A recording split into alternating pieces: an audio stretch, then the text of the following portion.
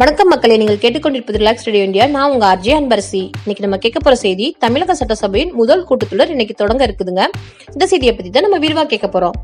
தமிழக சட்டசபையின் முதல் கூட்டத்தொடர்ல கவர்னர் பன்வாரிலால் புரோஹித் இன்னைக்கு பேச இருக்கிறாங்க. தமிழகத்துல சமீபத்துல சட்டசபை தேர்தல் நடந்து புதிய ஆட்சி அமைந்திருக்கு.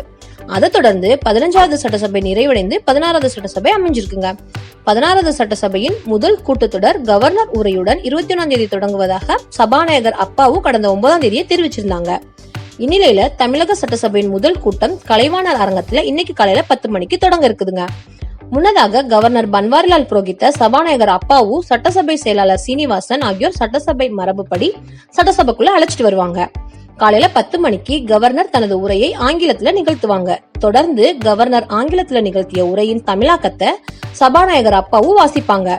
அத்தோடு அவை நிகழ்ச்சிகள் முடிவடைஞ்சிடும். அதுக்கப்புறம் சபாநாயகர் அப்பாவு தலைமையில அலுவல் ஆய்வுக்குழு கூடும். அதில் சட்டசபை கூட்டத்தொடரை எத்தனை நாட்கள் நடத்தணும் அப்படின்ற முடிவு எடுப்பாங்க.